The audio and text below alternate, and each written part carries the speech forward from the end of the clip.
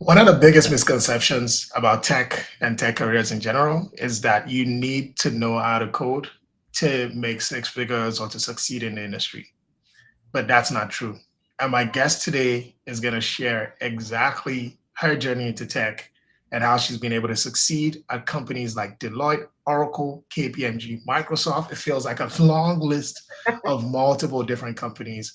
And the role specifically she's in, as that might be a path you want to explore. Welcome to the podcast, Tochi. Thank you. Thanks so much, Joanne. It's exciting to be here and to share my journey. Yeah. Absolutely. So, customer success sounds to a lot of people like customer support. Mhm. What's the difference between those two roles? I love that starting point because I get that a lot when I tell people, yeah, customer success, like, oh yeah, like customer service. I'm like, no. So customer service is equally an important role in any organization, but it's different from customer success. I like to start by talking about the sales organization because typically customer success is part of the sales organization. Now you think of any subscription based, let's use subscription based solutions as an example, right? You buy the product, right? So the salesperson, who could be under the title of an account executive or an account manager, they go in there, they sell you the solution, telling you, hey, if you do this, it will give you this value, and you go on and you purchase it. So that's going through the sales process, right? You do your negotiations, all of that sales process. Now, after sales, right, that's where customer success comes in. So, customer success is part of the post sales cycle. Now, what that means, and I guess that's where the confusion with customer support comes in, because customer support is also post sales. But what we're doing post sales is we're helping drive the adoption and usage of the solution that was bought. And this is the reason why we are inundated by so many options today, right? Let's take, for example, our streaming platforms. We have YouTube, we have Hulu, we have so many different subscription based platforms that we could go on to, cool down after a day of work or whatever. We just, is it Netflix, is it Hulu? So many choices. At the end of the day, all those companies want people to come back to their platform. They don't want people to subscribe to watch one show and cancel their subscription. They want people to stay on, right? Because they see the value and they see the need for their platform. So that's what customer success does. It ensures that stickiness, right? So I'm there to drive adoption. I'm there to drive utilization. I'm there so that when the decision comes to say, to like when you're thinking, should I renew my subscription to this solution? Should I, keep paying whatever amount of money I'm paying? I'm there so that that decision is an easy yes. So that's the point of customer success, making sure that you are seeing the value and return on investment from your actual purchase that you've done, such that you're a raving fan and you're like we like to say in my company, a customer for life. You're sold on the value and the utilization, or the utility of that product. So So that's a really great explanation, and you use a lot of interesting like industry terms, but I want you to bring it back, right? So okay. think about it. Let's go back to that same example you used. I'm a customer who, has a Netflix subscription. Of course, I know it's not going to be a direct match because you're not working with individuals, but let's Mhm. just go with that analogy. What do you do, right? For me as a customer, that just to help people understand the value of the role. Okay. So as for you as a customer, so imagine you're my customer and it's Netflix. So what do I do on a day-to-day basis? Yeah. Awesome. So what I would do is at the point where so let's take for example, you pay for your Netflix subscription, you typically get like a welcome email or something to just show that, hey, we're glad you purchased XYZ, right? They're excited for you, right? So that's the first thing. I also take part in onboarding, right? The customer has gotten the solution. I'm coming in there to let them know what they need to do from day one, right? This is what you have access to. This is what you can start doing now to start utilizing and start deriving value from the solution. So if you have, because Netflix also, I mean, many of us unsubscribe from the emails, right? But they typically would send you, hey, there's this show we think you should watch, right? Even when you are on the app, they're suggesting you might like this, you might like this. They're looking at what you've watched in the past and they're suggesting things for you. Same way as a customer success manager, I would come in and I would try to understand what the company's goals are. And based on my understanding of that, I'm suggesting ways that you could use the solution to help you drive your goal. So at the basis of it is really understanding your customer and their goals. So the same way Netflix is suggesting things to you, whether it's through emails, whether it's on the app, they're suggesting um, shows or movies, right? So and they're engaging you through Instagram, whatever medium, right? I also engage my customers in that same way. At the end of the day, the whole goal again is to ensure that stickiness, that you're always coming back to the show, you're always coming back to the platform.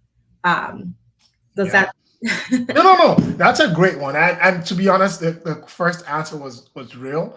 But again, working in tech, the podcast, and if you guys are just joining Mhm. for the first time, is designed for a lot of people who are outside of tech looking in, right? Trying to figure out what are the roles, what are the personalities, what do I need to do to Mhm. get there? So I always like to kind of like take it back to the basics where Yeah. we're not using as much of like the industry term, but just Mhm. breaking it down in ways that everybody can relate to. And you gave some really good examples, right? Because, just with my own limited understanding of just sales and like customer success and things like that, it's really great that companies have figured out that, if your customers are finding value in your product, Mhm. they're finding it very hard to leave. That's why many new products will say, try for free, because they Exactly. know like once you see the value in the product and now they say you have to pay, a lot of times you don't have any choice. Like your data is already on there, you already Mhm. enjoy the experience, etc.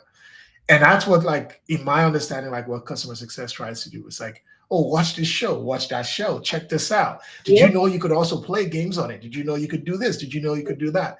Before you know, you're spending an inordinate amount of time on the app. You're not really thinking about like the value of paying the money is not as painful as if, it's like, why am I even using this app? Let me cancel it, etc. Exactly. So why specifically was this role that you chose? And I asked this question because there's so many different opportunities and options in Mhm. tech. To the average person coming in, it can be very overwhelming. What was your own mental model in choosing customer success as the path? Great. Great question. And I think I will start with a little bit about my background to set the course for that answer. So I did my undergrad. For my undergrad, I studied management information systems, which is a tech, based course. So I do have a technology background. Coming out of college, I didn't want to go into pure tech. And when I say pure tech, I guess it's just my way of saying I didn't want to code. I didn't want to be a technical person. I found that balance of business and IT to be the sweet spot for me, where I was able to speak the technology terms and language and understand when I'm interacting with technical people, but I wanted to be interfacing mostly with the business. So that was like what I figured out, to be the experience that I wanted coming out of school. So from there, I went on to, you talked about the places where I worked. Deloitte, I was a generalist consultant. Moved over to Oracle pre-sales. I was in pre-sales while I was at Oracle, did that for a year, then went into KPMG, where I went into technology advisory. Now at KPMG, I wasn't still, hands on keyboard coding. I still stayed in that lane of business and IT. Most of the projects I did were around IT strategy or IT project management, for large scale implementations. So I still maintained that course, right? And after a couple of years in consulting, I realized I was, I came, I saw and conquered, and I was ready to head out of that industry. Um, and for me, the transition period there was I went to get an MBA.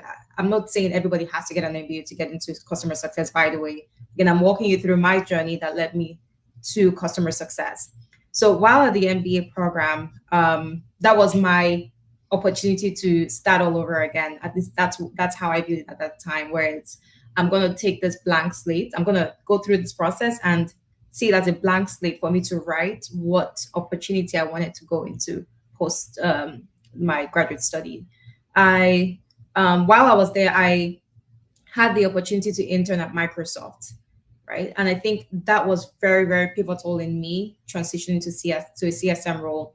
While at Microsoft, my internship was as a sales excellence manager. Sales excellence is just a fancy name for sales operations. Just you're the background, looking at reports, helping with processes, etc. But even if I was in the sales excellence team, my mentor and manager at the time was very intentional. I think we were both intentional in designing what I wanted the internship experience to be like for me. I wanted it to be an opportunity to explore as many roles as possible, because for me it was the leap path into my phase two, right? So phase one was everything I did before the MBA. And again, MBA was a time for me to rewrite what I wanted to do going forward, right? And I would even touch on there, like that's where being intentional about your journey is really important, and having the right people, having the right mentor, having the right guidance with like through that process is also very important. So as an intern in the sales excellence team, my manager still made it a point of duty. Like after I explained my goal to her, she set up a lot of she set up a lot of what I call the interviews or meet and greets with people across different roles in Microsoft. Now she started it for me, and I went on to add more and more people to that one-on-one meeting type situation, right? Like I just found people in whatever role, and I'll play the intern card. Hey, I'm new here. I'm trying to learn about XYZ, and they're always eager to just sit down with me and tell me a little bit about what they do, right? So it was through So that if experience. it's okay to just jump in there very quickly, right? Yeah. How important is that? Because I think the biggest thing that I've seen with people who are new in tech is that fear of the unknown, right? Like I Mhm. know very limited stuff. I don't want to sound stupid. Why is that okay? Why is it okay to not know enough, but still be willing to show up? And is there a way to do it? Because ultimately, if you think about most careers, right? Like think about doctors, for example, you have to be ready day one that you're a doctor. How is that different from working in tech? Um, to answer the question, you said about like, not knowing enough. I like to put it this way: is someone who acknowledges that they are lost that would be found. Like if you say, "Hey, I'm lost," then you realize where you are, and you realize that I need to be found, right? Like um no one no one has all the knowledge, has all the information. And I think um the important thing is to just acknowledge that you don't have it all, you don't have all the answers. Like that's the first step. And then you reach out there and find people who do. Because the truth is, everyone, you might be thinking of yourself and be overly self-conscious that, hey, I don't have what it takes. But the thing is, everyone around you is also trying to figure things out, right? So sometimes it just takes that first step of asking the question, right? And I think people are more eager to help than we realize. People are more eager, especially when it's something that they are passionate about and something they are knowledgeable about. They're always eager to help. They're more eager to help than we realize. So, you know, understanding that, hey, I don't know this, that's the first step to actually finding out what you need and filling that knowledge gap. Um, So if we make that a bit more practical, right, mhm, to the person watching this.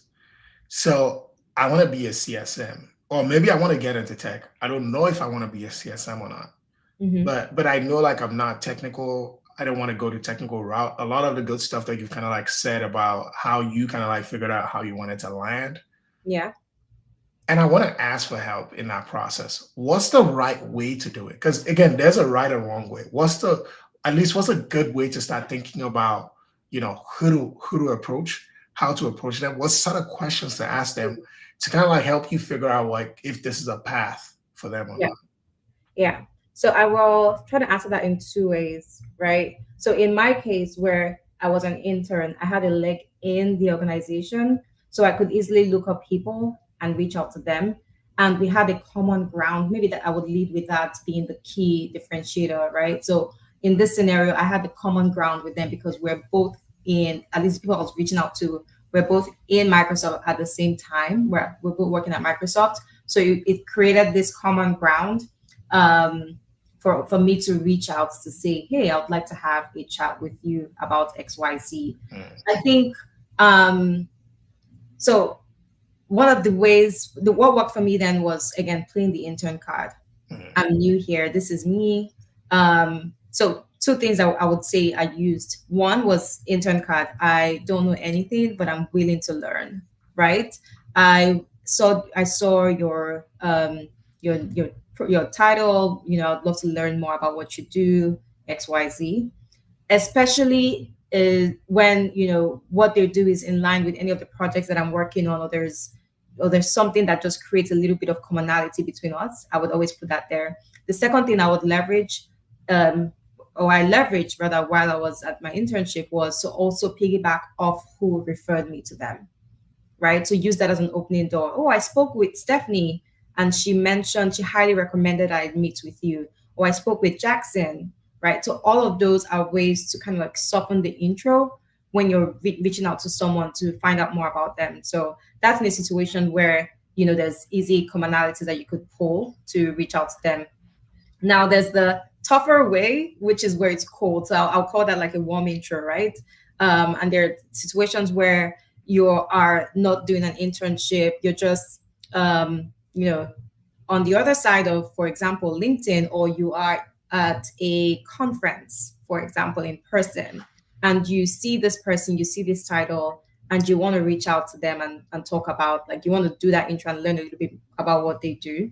Now that is a little bit tougher because at the back of your mind, you feel the risk of rejection is higher because, again, there's nothing warm in that introduction.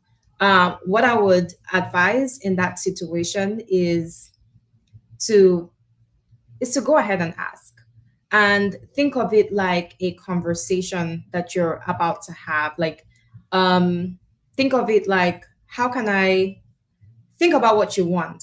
Let's start with that. Think about the goal. Think about the outcome that you want, and lead with that. Let your why drive you when you're creating new connections. If you don't have clarity, and sometimes we think about it, but we don't think about it in the sense that we know that, okay, yeah, I want to talk to this person, but understand the why. Like, why do you want to? What's the outcome? Let that be what leads you, because it will determine how you present yourself, how you speak. Because sometimes you could get, especially when you're meeting someone for the first time, you could get like a little bit jumbled up and you're saying 100 things at once. And for them, it's a little bit confusing. Like, what does this person want? When people reach out to me on LinkedIn and there's no clarity in what their ask is, sometimes it's difficult for me to respond, because I'm like, you're asking me for 30 minutes, but what do you really want out of this? Like, how am I, like, what help do you want from me in this 30 minutes? So being able to be clear about your ask really helps. And just go for it. That's what I would advise. And I think you kind of like called out a few things there. A really great answer, by the way. But I just want to quickly highlight them just so that nobody missed them. I think the first one that I heard was, first of all, feeling okay being vulnerable, right? Like, there's nothing more off-putting than trying to show off to the person who's actually going to help you. Like, like that's number one on the list of things not to do. And then number two, like that you said that I found really, really good, is find commonality, right, between people. Of course, be genuine about it. Don't be fake about it. Like, but find things that are meaningful that tie you together to that person. You're asking for something that may soften it. So to your point, and even online, even on LinkedIn, there might be opportunities there. Maybe you even find a warm intro, like, do you have a connection?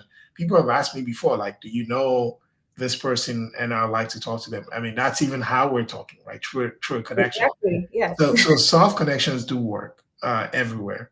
And thought of all, which is what you said that I found so important, and I've stressed this a million times before, so thank you for giving me another opportunity to stress it.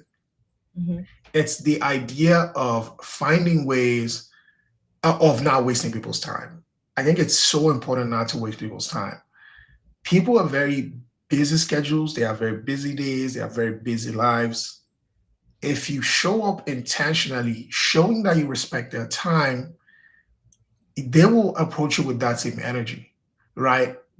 The biggest thing that I see with people who are trying to break into tech is that, you know, they they look at themselves as being at a disadvantage, meaning that you have the role, you have the knowledge, I don't, right? Which is valid, Yeah. but you also have something.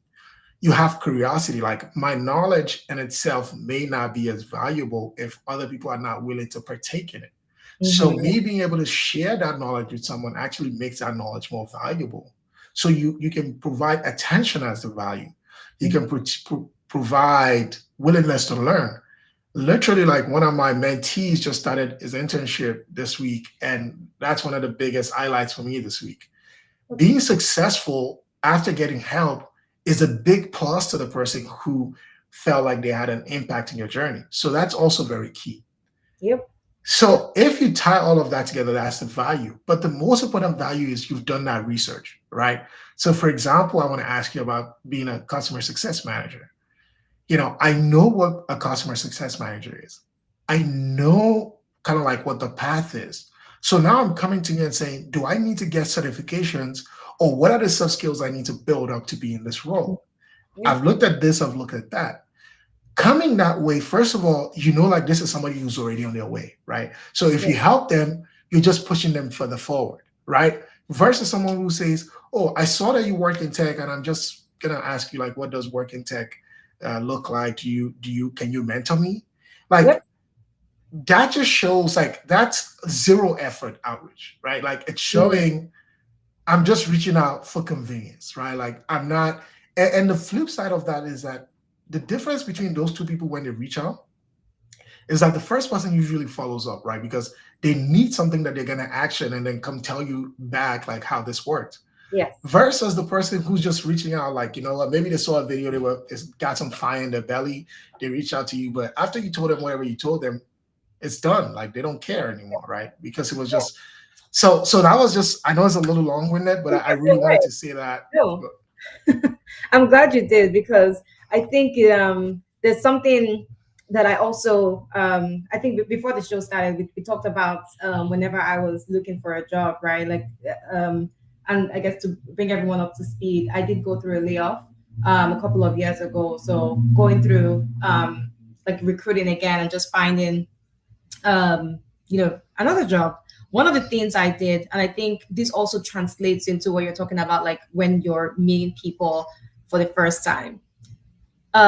Sometimes it's daunting, like walking up to people, but think of them at like your customers. Like if I want to be a customer success manager, I'm aware that one of the key soft skills is, like, in fact, that one of the demands of the job is that it's a customer facing role.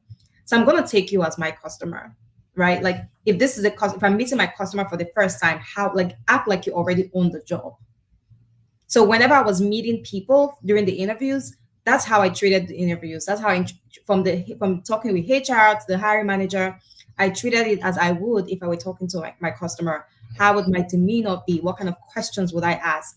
So whenever you're coming into a networking space, especially when you're networking for a job, embody the role that you are trying to come in for. And I do like what you said about doing your homework. When people ask me, like I get a lot of messages on LinkedIn, and some of them are like, "What's a day in the life?"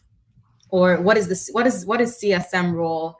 And can I get some time to learn about what your company does? I think that one actually, makes me feel a type of way, because what my company does is available online. So I'm like, how you said, where it's, I've done this, when you show like I've done a bit of research, I'm not starting from zero. It makes me know that, oh, that this person, because I don't want to pour into That it's always, basket. I was trying to use the word basket, but that's the right, yeah, I don't want to pour into a basket. I want to know that it's so exciting when you see someone like achieve, and it's not in a way of looking at it like a savior complex, like, oh, I did this great thing. It's just the fact that, like, to your point, we're all busy.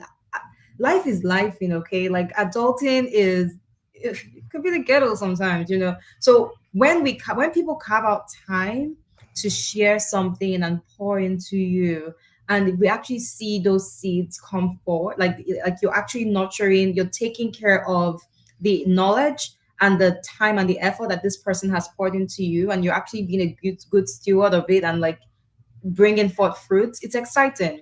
It makes me feel like, you know what, I can. If you asked me for 10 minutes, I give you 10 minutes and you did XYZ. Oh, I'm ready to pour 100 minutes into you next time because I know it's not a waste. And to your word, like it's not a basket, right? Yeah, it's not just it's not going in and coming out. Like it's Mhm. doing something. And to your point, like I think the person who said it best that really changed my perspective is that the average person working in tech making, anywhere from 100K to 350K, Mhm. every hour has a dollar amount, right? So if you say, give me 30 minutes, that's $25. Who's paying for that? A lot of the time they are, right? So it's okay. Like nobody's trying to charge for it. But I mean, some people do, and that's kudos to them. But at the end of the day, if somebody's giving you something free like that, it's very valuable. Yeah. And you can use it in ways that are mind blowing, right? Like how can you get an insight into what an interviewing process for product managers specifically in this company are? Because they differ from company to company. What are the unique things about salary negotiation and being upfront? Like it's so interesting. It's like to your point about I want to know how like the culture of your company. That's a good one, but it's not even deep enough, right? Like, can you say what you found out? Maybe, oh, I see like, you work at Amazon and like I've heard about customer obsession. I've actually read the memo and I had some questions about, how that comes up in pre-interview questions and things like that. Mhm. I think if you ask it that way, that person is like, yeah, don't worry, I got you. You Yeah. can't find this. The litmus test is very simple. Don't ask people the question you can Google online. If you're going to Exactly. speak with a CSM, you better have already watched like 3 CSM videos on YouTube because there's free knowledge out there so There is. that you can always supplement what is confusing with what exists. So for example, like there will be many schools of thought when it comes to, get certifications for cybersecurity, get this many certifications, don't get that many certifications. But at the minimum, like you have to know those nuances to say, okay, what should I do? Like, should I only focus on getting the security plus and I'll be good? Or should I Mhm. get some other certifications after that? If you have that kind of conversation, then you can bring out the nuance, right? The person can say, since you don't have an IT background, it's very useful that you go get those foundational ones to get this. Yeah. But since you do this, and that's where those are enriching conversations, not tell me about, because a lot of the time it's like there's too much time to invest in that foundational piece Mhm. that I almost don't even want to do it. Like we're not going to get there fast enough, but if you've already done your piece and I'm adding that little to it, you can get a lot farther. Exactly. Exactly. So going back to the original question, Mhm. or to kind of like the initial premise that I set, not everybody's cut out for technical roles. What are some reasons why some people should actually go as far away from technical roles as possible, given your experience as a customer success manager, and why maybe things like this may be perfect for them? That's a good question. Um, so the reasons why people should go away from technical roles. Certain people, not everyone. Yeah, yeah. Well, I like to say do it like be experimental. Life itself is an experiment. Like life is a series of experiments. You want to be able to try things and realize, nope, not for me. I like to say, we probably know Dexter's Lab, Dexter and Didi. There was always this big red button. And no matter how many times she saw it in every episode, she's like, what does this button do? You know? So this is not, your cue to go blow up things. But this is being able to ask, like you use the word curiosity, lean in with curiosity and try out, things. So for me, I did a little bit of coding, okay? And like the Java, C plus plus, C, what other language? I think I did a bit of Python.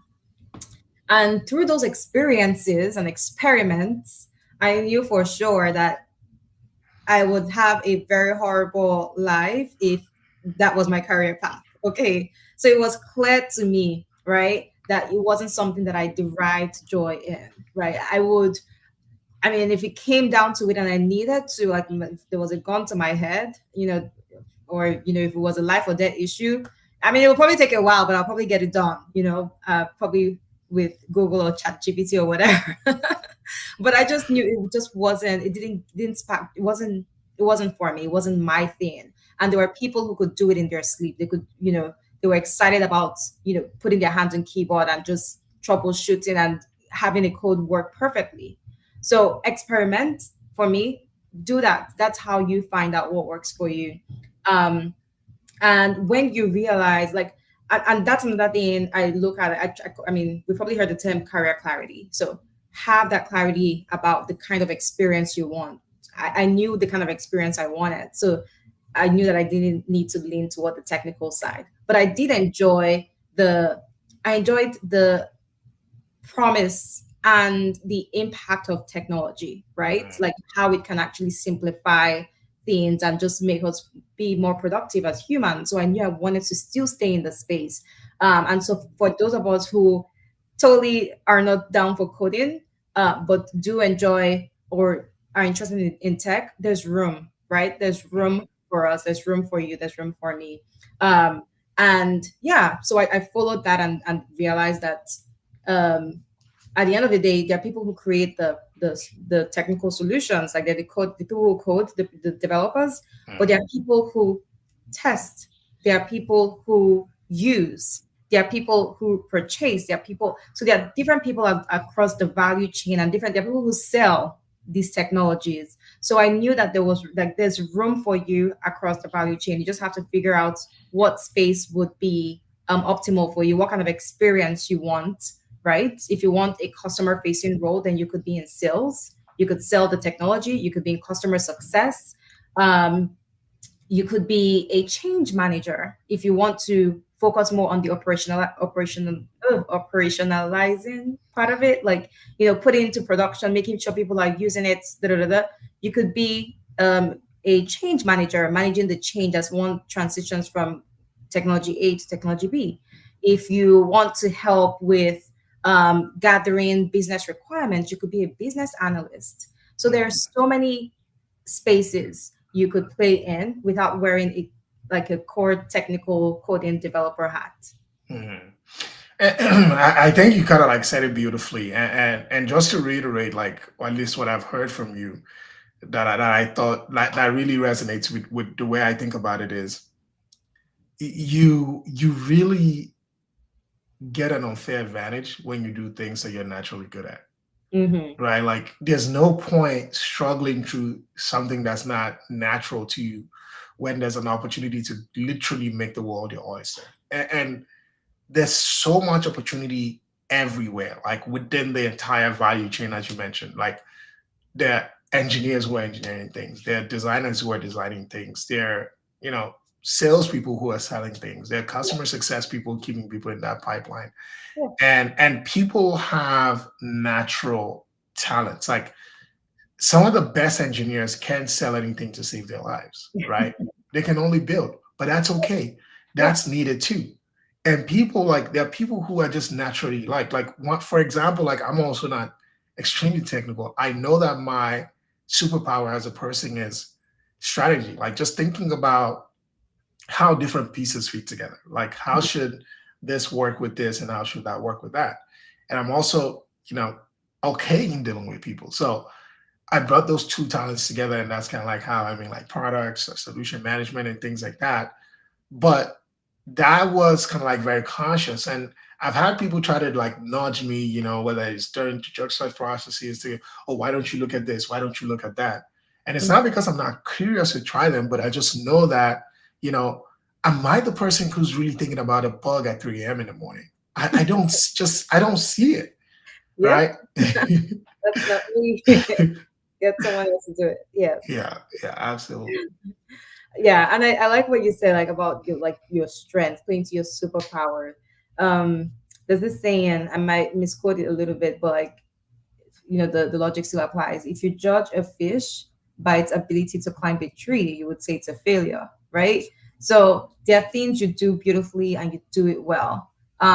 Like you said, Joan, there's room for everyone. Like in that ecosystem, let the developers develop, let the designers design. If your superpower really is selling and just interacting with people, and sometimes it's difficult for us to um what's the word, acknowledge our superpowers because you know it's what we do every day. Sometimes we just discount it. Like, but if you have a natural flair for people and conversations and relationship, like you have a warmth, there are people that when I get on a call with them, no matter what, like it's like instant ray of sunshine.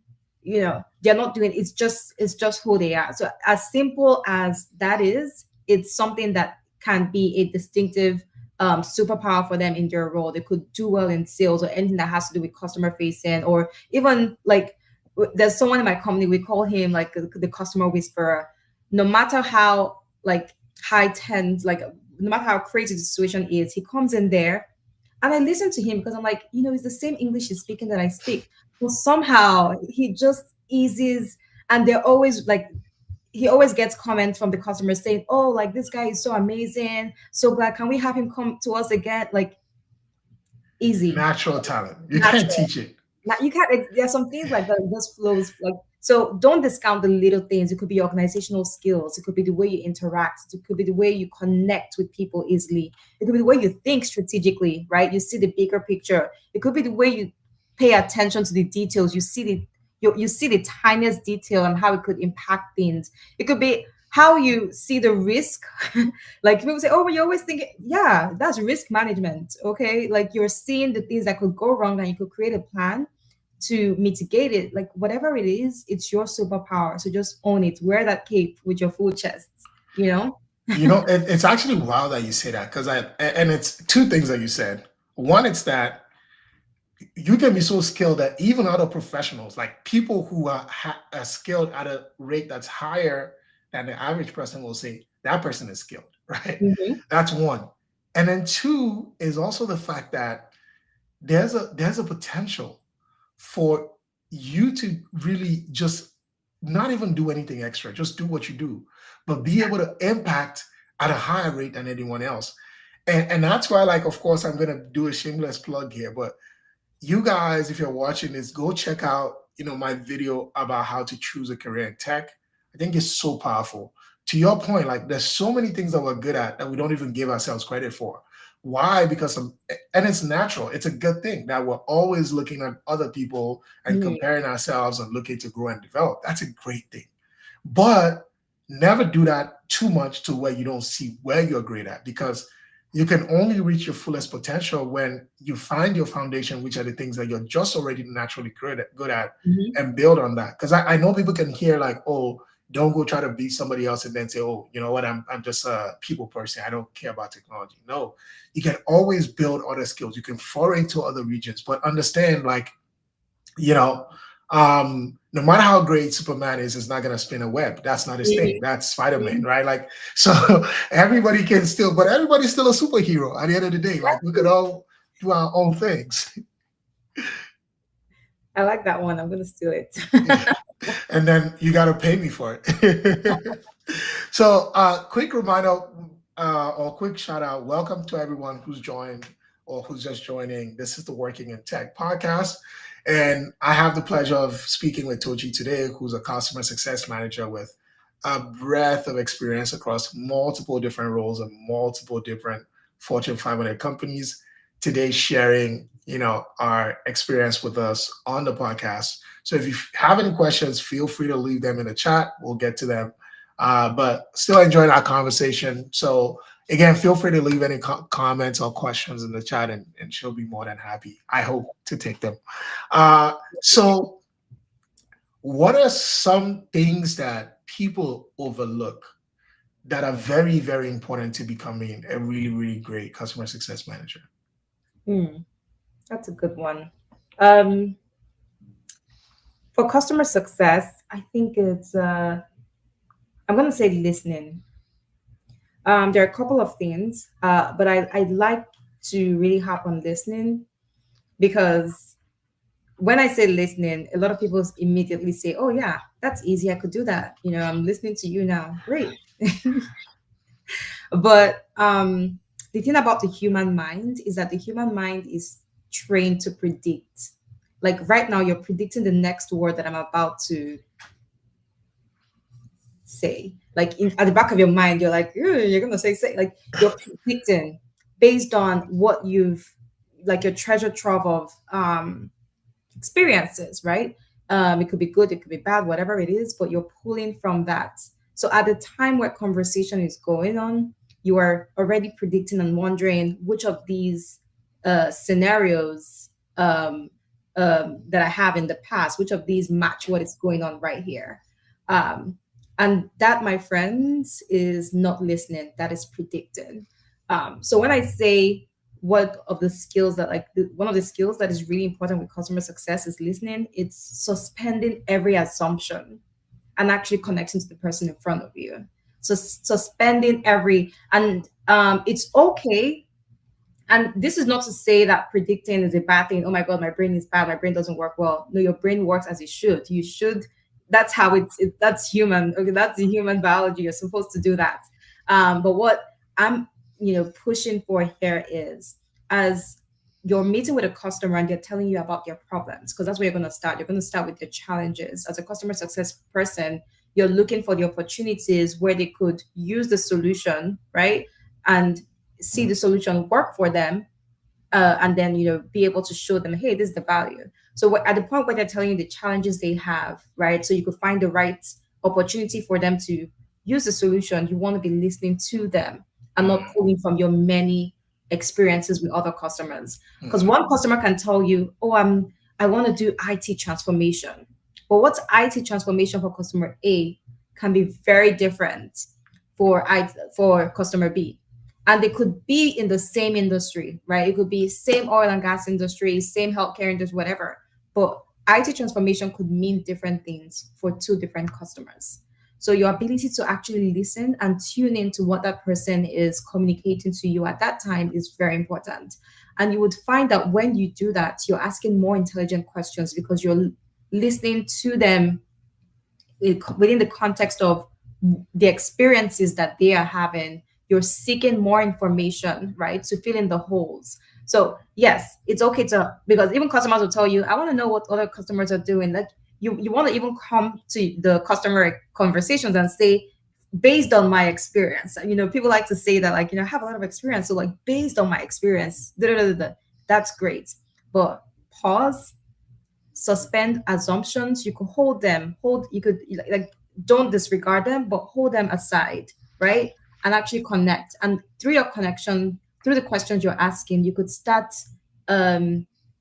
disproving or validating or invalidating your assumptions. right, before you say, okay, this is facts, right? In the first couple of meetings, you're not going there with this is the solution you must use, or this is, you're going there to listen and understand, have your theories, you test them, you validate them, and then you really, that way you're able to connect with the person in front of you. So listening, I would say, is a key skill. As you're speaking, I just see so many similarities. And first of all, like, you dropped so many gems. I actually like that. Suspend your assumptions. That's a really good one.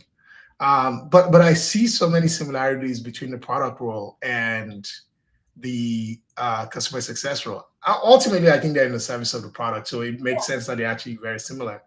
Yeah. And one of the things that I think personally that separates like great product managers from like okay ones is part of what you say. Like, so many people want to jump to the solution, right? Like, this is what I think the solution is, off of like a half-baked response or half-baked idea.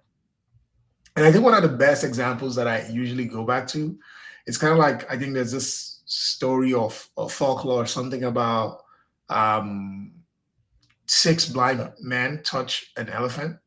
And to them, it was six different things. So the one who Yeah. touched the rocky part, the one who touched the hair. Yeah. So that just tells you about how different people can look at the same situation and kind of like come off with different perspectives. But it's great that someone can look at the same situation from six different angles to be able to tell a complete story, right? I think that's where the real value is. In product, for us, is like three whys, right? Like the customer say, I have this problem, then you say why. Some Yeah. people it's even five, because ultimately, like by digging deeper, you can really understand what's the motive, what's driving this person. And Mhm. if you really understand that, then you can provide a solution that really meets the need, right? Because ultimately, if I say, oh, it's literally what Henry Ford said, right? Like if I ask people what they wanted, right, they would say they wanted faster horses. Mhm. Essentially, it meets the need, but it doesn't create that kind of exponential value that they're looking for. So if you are able to extract the problem away from like horses, then you see it's a movement problem. And then you see like people want to get to destinations faster, safer, more efficiently without having to deal with like the horse poop and all of that. Like you really find a way to build the right solution by understanding customers at a deeper level, partly by listening more and wearing my product out, but also even anticipating and understanding. I think listening is great, but understanding is probably, at least from my product lens, Mhm. even Mhm. deeper. It's like, I hear what this person is saying, but can I also hear what they're not saying? Mhm. Right. Which is kind of like the product app. But I think in customer success, since it's not like new builds, they're already working on the problem. I guess that works. But it's very fascinating to me just seeing how those two worlds Yeah. interact. Yeah. Because like whenever you're dealing with a customer, or like you're interacting with someone, you're trying to solve. I guess it's just the foundation of problem solving, right? You want to understand the problem that you're solving for before you start providing the solution. So I think that's where the two, kind of Fuse. like coverage of yes, just understanding the problem. And to your point, I also use I do the five whys. I guess the goal of it is knowing the number of whys, but in the fact that you have to ask the why. Like there's a term for it under I forget what it's called now, but it's called design thinking. Under Yeah. design thinking, called abstraction laddering, and essentially it's just saying go deeper. What is the why? What is the why? Oh, are you going to the park today? No, I'm tired. Why are you tired? I haven't eaten. Why haven't you eaten? Because I didn't buy food. Why didn't you buy food? I don't have money. Why don't you have money? I don't have a job. Like the more you ask why, the more you see the real problem to be solved. So yeah, I think it's just the nature of problem solving um, roles, or being a situation where you're actually trying to solve a problem. You really need to understand what you're solving for. Otherwise, you're just throwing things at the wall and hoping. hoping it, I think I really, really actually like your example, because ultimately, like I think that really captures the essence of it, right? Like yeah, you could be solving for an energy problem. It's like, oh, you couldn't go to the park. Here's the energy drink, right? It's like, I need a job. What are you talking about? exactly, exactly, exactly. And this person on LinkedIn, unfortunately, your name is not showing. Really agrees. Great conversation. Yes. Tochi's dropping some fire gems. um, so money is another thing that people really care about, right? And I Mhm. know for different roles, like different salaries, locations, etc. For people in customer success roles, like how much can they expect to make as they're kind of like working in different roles? So like from entry level, mid level, senior director, etc. That's a good question. Now, I will say, um, I would say anywhere from 120. And it might depend on the company you're working for, the size of the company, the industry you're working in. Um, Most companies are transparent. I know when I do see some posting on LinkedIn, I would see a range. So I will say early career starting point could be somewhere around that 110, 120 for early career. And of course, the more you advance, you would go up in the salary bracket. But yeah, I would advise that you check with HR. Uh, People also don't really. So now most jobs would put it out there. And I find that some people also are hesitant to ask like HR, or ask their HR friends. Ask. That's all I would say. The worst you would hear is a no. But in terms of, I guess, short answer to to wrap it all up is it depends on the company, right? The salary bracket. But what I'll estimate as an early in career CSM role would be the 110, 120. It could go up to like 130, 140, depending again on the company. Got it. And what's the career pathing, or like, let's say for example, I'm an Uber driver. I want to become a CSM. What should I do? Like, do I need to go to college? Like, how can I do it? Hmm. So for the customer success role, I will let me put it this way. Let me you know start this way where it's not a technical role. I mean, we already talked about how I'm not that kind of person. Okay, coding is not me.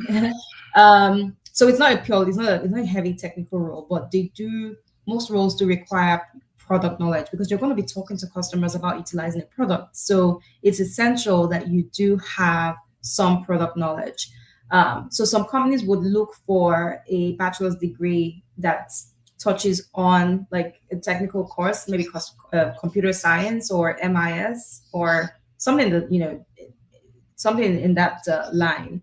However, I will say that more important than the degree is the knowledge of the technology itself. So if you can show that, maybe through certification, and now this is where it kind of broadens because you could be a customer success manager for someone in like the ERP, like maybe the solution is a CRM or an ERP, or you could be a CSM for an automation and AI company. Like it could vary, but I would say what is needed for the role really beyond the soft skills part of it, because we did talk about listening, we talked about strategic thinking and all of that. What is needed is really the product knowledge. So I would advise to get your hands dirty on exploring the product for the field that you would want to get in, right? So most of them have like trial versions. Go out there and try it out. If you would, there isn't any unlike cybersecurity, where there are specific certifications you could go take. I wouldn't say there isn't for CSMs. There is one called ProSci Change Management. It's quite expensive. It's not heavily required by many people. I would just say, as a like generally speaking, there is no specific certification you could go take as a CSM. There are some that exist, which are nice to have, but I wouldn't say that they are a must-have. Mm. So it's soft skills, and you could also start somewhere else. I know people who maybe they started out in customer experience, customer support, but having some adjacent customer experience also helps, right? Because again, you're dealing with people. So yeah, that would be my general advice, right? Start with your adjacencies, build some knowledge and some experience, and then also expose yourself to the product so you have good technical background or technical knowledge of the solution that you will be going to say, hey, I want to be a CSM for. Yeah. And if I could add a little bit to that, I think something that's also very helpful, like product, CSM, those type of roles, is that you have to be a knowledge worker. Like you have to consume knowledge. Like I would imagine that even if you were coming brand new out the door, but you understood, for example, like let's say it's enterprise software, you know what the sales cycle looks like, you know what the, billing, invoicing cycle is like, you know what Mhm. closing looks like, Mhm. just all of those kind of like base knowledge that it's like you rightly said, it's not in a course anywhere, but you can find it and you can talk to people in the industry. And those are even the things like when we go back to that initial thing about networking and asking questions, those are things that you can really, because a lot of times the reason why people wouldn't take uh, chances with new talent, a lot of times it's not because you're new, it's that you're so new that the work that a lot of people have to do is too much. And it's like, you know what? You're not ready yet. So we're going to go in a different direction. But there's something to be said about someone who's new, but already kind of like has OG knowledge. It's like, oh, you mean you've never worked in the industry before and you know all this? Oh, come work for us. Because I know how you're going to do in this role just because of how Mhm. curious you are or of how much you soak up information. So I think the biggest thing that anybody who's outside looking in can do for themselves is like figure out a way to build that knowledge, especially if you're targeting a role like CSM, so that Mhm. like when you're having that conversation, this person can say, yeah, they're Yeah. really good. And sometimes it's even like it could be industry knowledge. That could be your edge. That could be your edge in. Now, this is not for a CSM role, but I know someone was telling me about it was a business developer role. But she employed a teacher, so like that was the person's previous career. But what stood out was the soft skills. What stood out, and like you said, the curiosity. And she did some research around the area like that the company will be selling into, and this was for a tech company. She got the job, right? So sometimes it could be so you can imagine that kind of situation where it's for the education sector. You are in the system, you kind of like know how it works, or it could be healthcare. I've seen people transition from healthcare to health tech, but what they did was leverage their industry knowledge, and they already had the soft skills they could build on. So there are things like that that could help you stand out still as a candidate, even if you may not be coming from like a technical background, or again, with customer success, there isn't any clear certification for you to go do, but expose yourself, right? Build that knowledge base and go from there. Absolutely. Uh, Thank you so much, Allison. She says such great questions and answers. Yeah, thank you. So yeah, we still have a few more minutes. If you want to send Tochi and I some kind words, or you had a question, please feel free to add it. But right before we take that, like we're coming towards the end. This is usually where we give our guests the opportunity to shout out or promote anything. You might have a new Netflix special coming. You might have a book, New York bestseller that we should be expecting. So, what should we watch out for? Oh, that's Or so do like you want to shout out anyone too? well, shout out to, now that you say it, shout out to my sister, I guess. But she'd be like, hey, they said shout out to someone you didn't shout. Okay, so yeah, there it goes. Um, and then for plugs, I think what I will say is, or just I guess like pattern words would be, um, we talked a little bit about networking and meeting people and going out there. I think I'll encourage people to do more of that. I'll encourage people to like put your best foot forward. Like just do it. Just Nike it. Like if you want to go out there and meet someone, and or if you want to go out and figure out if you're a good fit for this role or something, or if you want to find out more information about something, just do it, but do it with intention, like we talked about, right? Be clear in your why and what's driving you, because there are times even beyond using your why as a way to help you be more targeted in how you're approaching people. It also keeps you motivated, because sometimes, how they say the journey is not always like this. It's kind of like, up up down, twist, turns, everything. And your why helps you stay grounded. So the point is, like, just do it, experiment, reach out to people, ask for the job, whatever it is that you are thinking about doing, that would, this is the step to your next level. I just want to encourage someone to take that next step. So Yeah, yeah. That is so good. That is so good. Take that next step. Take that leap of faith. mhm. And that is so key. Like a lot of people are so afraid of like, what if it doesn't work out? But what if it does, right? Like what if it does work out? What if all your dreams come true? And Yeah. I think that's what enough of us don't probably think about, that we should think more about. So I think that kind of like brings us towards the end. I really, really appreciate you, Tochi, for coming tonight.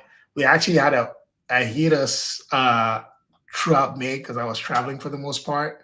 We're really excited to be back with another episode of Working in Tech this Thursday. Catch us again next week where we'll have a different guest talking about a different topic. And if you want to break into tech, go check out. This is episode 71. It's actually mind blowing to think that we've got into 71. But there's a bunch of great videos on the channel. Go check them out. And yeah, that's it. Really appreciate everyone for joining us tonight, and we'll